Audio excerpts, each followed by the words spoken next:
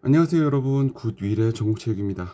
여러분들 같이 중등 체육 임용시험을 준비하고 있고요. 임용 관련된 여러분들 여러가지 정보를 드리려고 하고 있습니다.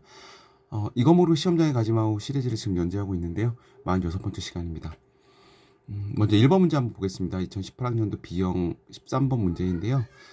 이 문제는 정말 제 시리즈에서도 여러 번 정말 다뤘어요. 여러 번 다뤄가지고 이제 여러분들이 아마 답을 맞히실 수 있을 것 같아요. 문제를 한번 읽어보도록 하겠습니다. 공받기, 공쳐내기, 공차기로 나눠서 연습할 거야. 총 30분 동안 우선 공받기를 10분을 하고 이어서 공쳐내기 10분을 한 다음에 공차기 10분으로 마무리하도록 하자. 이렇게 지금 나눴잖아요. 그러니까 뭔가 이렇게 나눴잖아요. 구획 시간으로 나누든 뭐 공간으로 나누든 연습으로 나누든 나눴기 때문에 이게 이제 구획 연습이죠. 이에 해당하는 맥락간수 수준에 대해 연습하면 구획 연습이 되는 거고요. 이 맥락간수 수준에 따라서 이제 추가적으로 나아가 보게 되면은 맥락간수 수준에 따라 연습 방법을 우리가 크게 구획 연습과 무선 연습으로 나눴었잖아요. 이 무선 연습은 이제 실제 무작위로 막 연습을 하는 거죠. 이제 경기 상황이라고 가정하면 될 것 같고요. 여기서 중요한 것은 이 무선 연습이 파지와 전이에 보다 효과적이었다는 겁니다.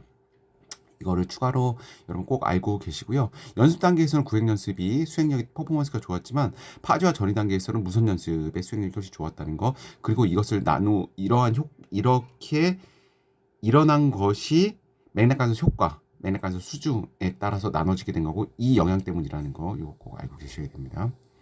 그 다음 문제 한번 볼게요. 핸드볼과 축구의 골키퍼 기술 간에는 정적 전이가 일어날 가능성이 높거든의 이유를 설명한 션다이크 이론을 제시할 것. 정적 전이가 일어나는 경우가 이제 교과서에 한 세 가지 정도로 나눠지게 되거든요. 운동 기술 요소의 유사성, 처리 과정의 유사성, 그다음에 작업과 반응 간의 유사성, 뭐 이렇게 나눠 이제 요 작업과 반응 간의 유사성을 이제 어떤 쪽에서는 뭐 협응과 반응 뭐 이렇게 표현한 것도 있습니다. 크게 이제 세 가지로 나눠집니다. 다시 한번 말씀드리지만 운동 기술 요소의 유사성, 처리 과정의 유사성, 작업과 반응 간의 유사성인데 이 운동 기술의 유사성과 관련된 요소 중에 션다이카의 동일 요소설을 이야기를 한 거죠. 이렇게 뭔가 종목과 종목 간에 동일한 요소가 있으면 그것이 정적 전이가 더 잘 일어난다는 내용입니다. 그리고 아직 시험에 나오진 않았는데 이 운동기술 요소의 유사성을 물어봤기 때문에 이 뒤에 부분을 물어볼 수가 있거든요. 시험에 처리 과정 유사성을 물어볼 수가 있는데 이 처리 과정 지금 여기 지금 설명해 놓은 부분 있잖아요. 핸드볼과 축구의 골키퍼 기술 간에는 정적 전이가 이럴 가능성이 높은 이유를 손다이크의 이론을 제시할 거예요. 이게 이제 운동기술 유사성을 물어본 거고요. 이 처리 과정 유사성을 물어볼 수도 있습니다. 그것을 상황으로 설명해 놓고 처리 과정 유사성을 그때 답으로 적어야 되는 게 맥락간섭 효과입니다. 이 맥락간섭 효과 때문에 처리 과정 유사성이 나타나게 된다는 거예요. 요거 알고 계시기 바랍니다. 이런 부분 제가 말한 부분 다 교과서에 있는 내용들입니다. 지금 18번 문제 같은 경우에는 운동학습 및 제어에서 나오는 부분이에요. 그리고 그 밑에 거 한번 볼게요. 위의 그림에 해당하는 시각차단 기법의 유형을 쓰고 그림에서 시각단서의 중요도를 높은 순서부터 차례대로 제시할 것 이렇게 나와 있는데요. 이렇게 보게 되면은 지금 일단 이 시각 차단 기법의 유형이 어떤 게 있는지를 알아야 되거든요, 여러분들이. 근데 시각 차단 기법에는 시간 차단 기법이 있고요, 공간 차단 기법이 있습니다. 시간 차단 기법은 영상의 화면을 일정한 시간에 차단을 하는 거예요. 예를 들면은 그 이제 교과서에 어떻게 설명을 해놨냐면요. 배드민턴의 숙련자와 초보자를 대상으로 셔틀콕이 떨어지는 순간에 그 일정한 시간을 그 차단을 하는 거예요. 그렇게 했을 때 숙련자가 조금 더 그 셔틀콕의 그 낙하 지점을 정확하게 예측을 했다는 거예요. 이걸로 봐서 숙련자가 좀 더 빠르게 거기서 그 단서를 축출해주는 그 시간이 더 빠르다는 걸 우리가 알 수가 있거든요. 그렇게 해서 영상의 화면을 일정한 시간에 차단하는 것을 시간 차단 기법이라고 하는 거고요. 공간 차단 기법은 특정한 이렇게 공간 정보를 이제 차단을 하는 겁니다. 지금 그것이 대표적인 게 지금 이 그림과 같은 거예요. 여기 지금 어깨를 가린 거고요. 여기 배를 가렸고, 여기 다리를 가렸고, 여기는 공을 가렸습니다. 이런 경우에 어떤 슈팅의 방향이라든가 이런 걸 이제 예측을 하는 거죠. 예측을 해봤었을 때 보게 되면 예측 정확성이 높다는 것은 그 단서가 중요하다는 거예요, 중요하지 않다는 거예요, 여러분. 예측 정확성이 어깨를 가렸는데 예측 정확성이 이제 상대적으로 80%나 나왔잖아요. 이러면 어깨라는 것이 중요한 단서라는 거예요? 중요하지 않은 단서라는 거예요? 상대적으로? 그렇죠. 어깨라는 것이 그렇게 중요하지 않는 단서라는 겁니다. 그런데 배를 가렸더니 예측 가능성이 어떻게 됐어요? 뚝 떨어졌잖아요. 한 10% 정도로. 그러면 배는 중요한 단서예요? 중요하지 않은 단서예요? 중요한 단서라는 거죠. 그러니까 여기 중요도를 높은 순서부터 차례대로 제시할 것 이렇게 나와 있으니까요. 예측 정확성이 낮은 게 중요하게 되는 거죠. 그럼 배, 다리, 공, 어깨 이런 식으로 적으면 될 것 같습니다. 지금 18번 13번 문제 같은 경우는요.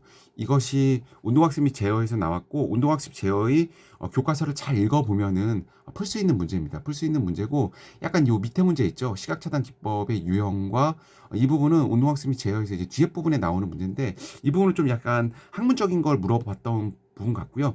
이 앞에 나와 있던 이 부분 있잖아요. 맥락간섭 효과하고 구획연수 무슨 이런 부분은 이론적인 부분이기도 하지만 이것이 교수학습 현장에서 굉장히 중요합니다, 여러분들. 여러분들 중요하기 때문에 이건 계속 물어보는 것 같아요. 여러분들 교수학습 현장에서 학생들을 이제 체육을 가르치실 때 구획 연습을 무성 연습을 적절히 섞는 것이 이제 매우 중요하다고 여러분들이 이제 학교 현장에서 느끼게 되실 거예요. 그리고 무선 연습이 더 중요하다는 것을 그렇게 했을 때 아이들의 퍼포먼스가 더 잘 나온다는 걸 알게 되실 거예요. 즉 게임을 많이 해야 된다는 거예요. 결론적으로. 여기까지 하고 다음 문제 한번 보겠습니다. 2018학년도 B형 14번 문제고 운동 역학과 관련되는 문제거든요. 밑줄 기억의 이유를 운동 형태에 따른 운동 에너지 차원에서 서술할 것 이렇게 나와 있는데요. 지금 이 문제는 운동 에너지 차원에서 서술할 것이라고 이렇게 되어 있는데 이 운동 에너지 차원에서 서술할 것은 이제 결국 이제 문제에서 지문에서 묻고 있긴 하지만 아주 핵심적인 키워드가 이 앞에 있는 단어입니다. 운동 형태에 따른.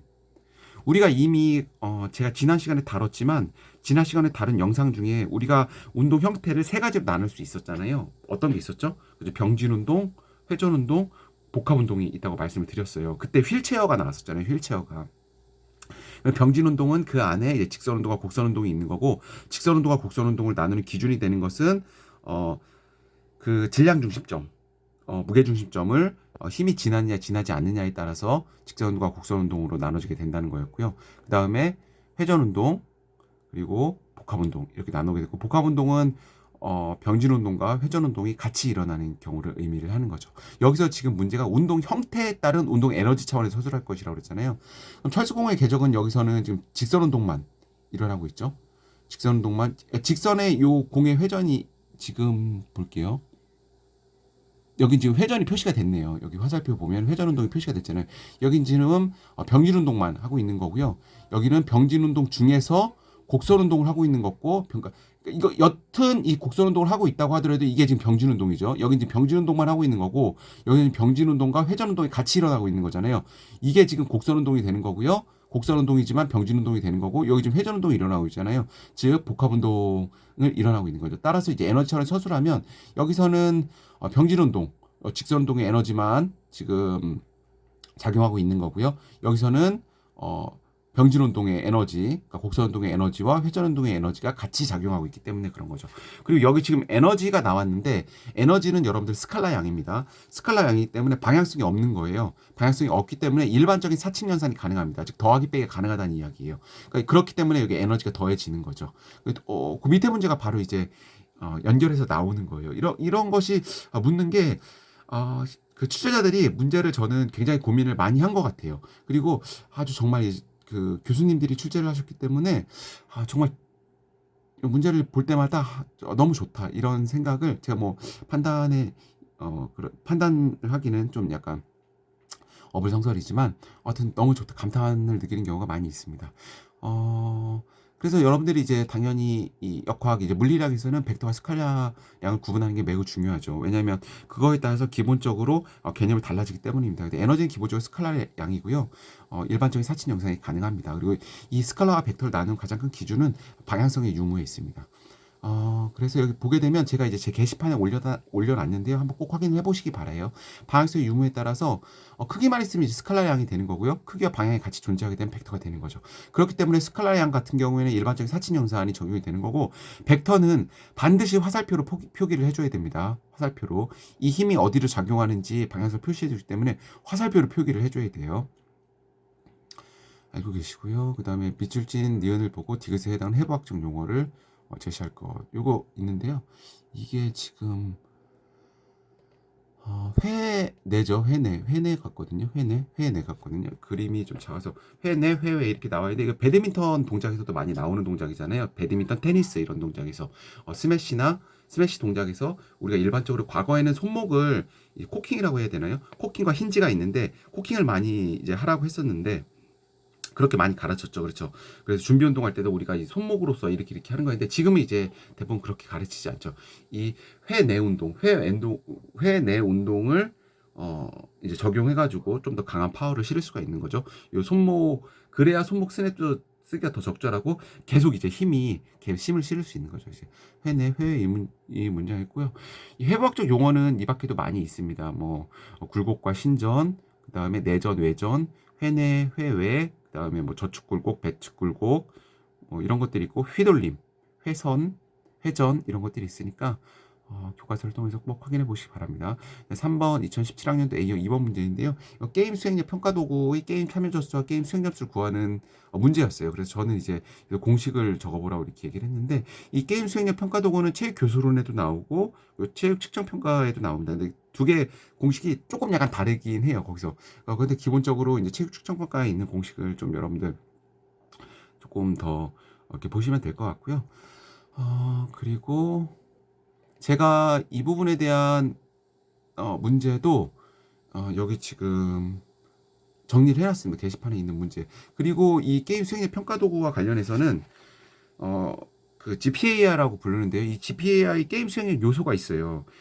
예를 들면은 기본 움직임, 조정하기, 의사결정, 기능 수행, 보조하기, 도와주기, 수비하기 하는데 이것이 시험에 나온 적이 있었어요.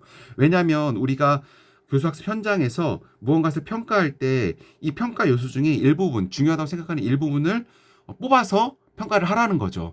그렇기 때문에 그 당시 아주 이제 과거에 나오지 않았던 문제이긴 했는데 굉장히 센세이션했던 거고 아주 적절했던 문제예요. 그리고 저는 이 문제를 보면서 출제자들이 정말 이 임용 시험이 교수학습 현장에서 바로 적용해서 체육을 가르칠 수 있는 사람을 뽑으려고 한다는 것을 이렇게 지금 이제 그 당시 공부할 때는 잘 느낌이 많이 없었지만 이렇게 문제를 분석하다 보니까 그런 느낌이 더 많이 듭니다. 그래서 예를 들면은 이런 거예요. 그 평가 요소 중에 제가 아까 말씀드렸던 것처럼 이제 베이스라고 하는 기본 움직임이 있거든요. 그리고 뭐 조정하기, 의사결정, 기능 수행, 보조하기, 도와주기, 뭐 수비하기가 있는데 기본 움직임이 어떤 거냐면 운동 기능을 수행한 후에 제자리로 돌아오는 거예요. 예를 들면 배드민턴을 한 후에 예를 들면은 하이클리와 드랍을 한 후에 학생들이 항상 제자리에 가운데에 있어야 하이클리와 드랍을 적절하게 사용할 수가 있잖아요. 그럼 여러분들이 배드민턴을 경기 수행력을 평가할 때 이 GPAI를 이용해서 그 중에서 기본 움직임 베이스를 뽑아서 하라는 겁니다. 이 학생이 제자리를 몇 번을 돌아왔나를 체크를 하라는 거예요. 그래서 그걸로써 평가 요소를 삼으면 아주 좋다는 거죠. 그렇게 해서 제가 이 밑에 부분에 보면은 이 각각의 그 지수에 산출하는 법과 종합 점수를 나누는 법을 나와 있습니다. 간단하게 말씀드리면 기본적으로는 적절하고 부적절한 것의 총 횟수 분의 적절한 그 분의 적절한 게 이제 그 산출 방법이거든요. 예를 들면 경기 참여 점수는 적절하고 효율적인 수행의 총 횟수 더하기 부적절하고 비효율적인 수행의 총 횟수를 더하는 겁니다. 경기 참여 점수는 경기 참여 점수는 다 더하는 거예요. 그냥 의사결정 지수는 총 의사결정 중에 분의 적절한 의사결정, 기능 수행은 총 기능 수행 분의 효율적인 거, 보조 지수는 총 보조 그 움직임 중에 그 적절했던 보조 움직임 이렇게 나누는 거죠. 그러니까 분수가 되는 거죠. 밑에 이제 분모에는 전체, 분자에는 적절한 거 이렇게 되면 이제 나누기가 되는 거죠. 적절한 거 나누기 총 횟수 이렇게 돼서 경기 수행력 점수는 의사결정 지수, 기능 수행 지수, 보조 지수를 다 더한 후에 이제 3으로 나누게 되는 겁니다. 요게 그 나왔던 거고요. 경기 참여 점수 이제 다 더하는 거. 요게 이제 시험 문제에서 물어봤던 거고요. 여기는 이제 제가 표시를 해놓은 거예요. 의사결정 지수, 기능 수행, 그다음에 보조 지수를 어떻게 계산해야 되는지를 나타낸 겁니다. 게시판 보고서 꼭 확인해 보시도록 하고요. 이 문제가 다시 나올 수도 있고 체육 측정과 관련해 가지고 그리고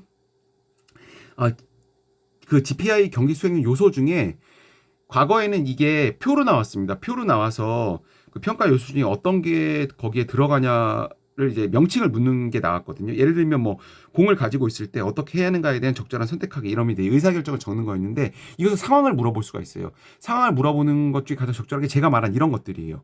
배드민턴 경기 상황 속에서 학생이 하이클리어와 드랍을 이렇게 적절하게 쳐야 되는데 그 후에 학생이 가운데 포지션에 적절히 돌아오는 횟수를 측정했다. 이것이 GPI 경기 수행률 요소 중에 어디에 해당하는가? 이렇게 물어볼 수 있습니다. 상황에 충분히 물어볼 수 있어요. 그렇게 되면 아주 이제 전 좋은 문제라고 생각을 합니다. 꼭 여러분들이 확인해 보시기 바라고요. 오늘 수업은 여기까지 하도록 하겠습니다. 항상 여러분들의 합격을 응원하고요. 궁금한 거 언제든지 올려주시도록 하고 그리고 그 밖에 뭐 교수학습 현장이라든가 또 어떤 다른 여러 가지 고민들도 올려주시면 제가 저의 삶의 경험과 노력으로서 여러분들의 고민을 많이 해결해 줄 수 있도록 노력하겠습니다. 자, 오늘 수업은 여기까지 하도록 하겠습니다. 감사합니다. 굿 미래 정보체육이었습니다.